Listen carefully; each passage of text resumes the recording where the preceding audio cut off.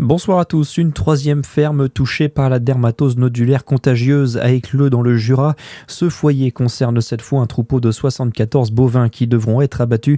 Les animaux des deux pâtures proches seront également euthanasiés.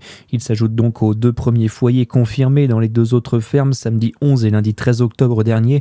Le président de la région Bourgogne-Franche-Comté, Jérôme Durin, a annoncé au micro de Charlie Chevasson débloquer une enveloppe de 300 000 € pour soutenir les éleveurs. Écoutez.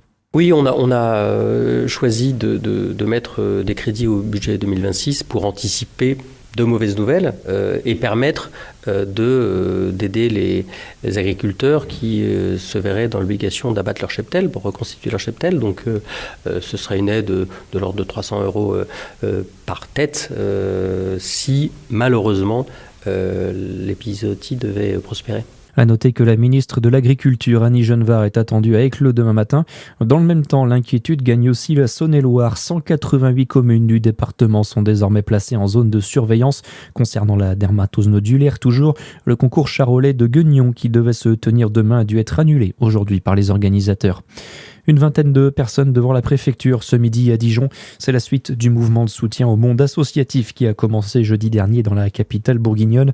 Cette fois, c'est le syndicat Action des salariés du secteur associatif qui appelait au rassemblement. Dans le viseur, toujours les coupures budgétaires du gouvernement qui menacent les emplois du secteur. Et puis 26e jour d'audience pour le docteur Péchier à Besançon.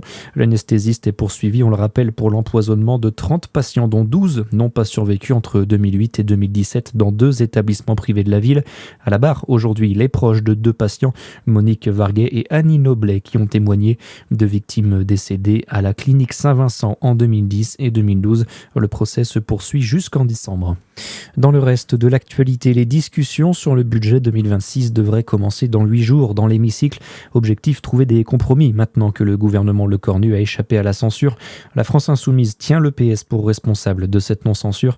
Sur X, Jean-Luc Mélenchon dénonce un pacte entre Olivier Faure et Emmanuel Macron. La motion de censure de la France Insoumise a recueilli 271 voix. Il en manquait seulement 18 pour qu'elle soit adoptée. Le procès jubilaire dans sa dernière ligne droite aux assises du Tarn, avec l'ultime plaidoirie de la défense aujourd'hui, alors que l'avocat général a requis une peine de 30 ans de réclusion à l'encontre de Cédric Jubilard, accusé du meurtre de sa femme Delphine. Le verdict est attendu demain. Les sports et le DFCO qui jouent demain en national, réception des Normands de Quevilly à Gaston Gérard pour le compte de cette 10e journée. Cet après-midi, en conférence de presse, l'entraîneur dijonnais Baptiste Ridira a souligné l'enchaînement des 3 matchs à venir en une semaine, un rythme soutenu qui n'est pas commun pour le coach. Dijon voyagera notamment à Versailles dès mardi. Demain soir, le coup d'envoi est à 19h30. Voilà pour l'info. Très bonne soirée sur Fréquence Plus.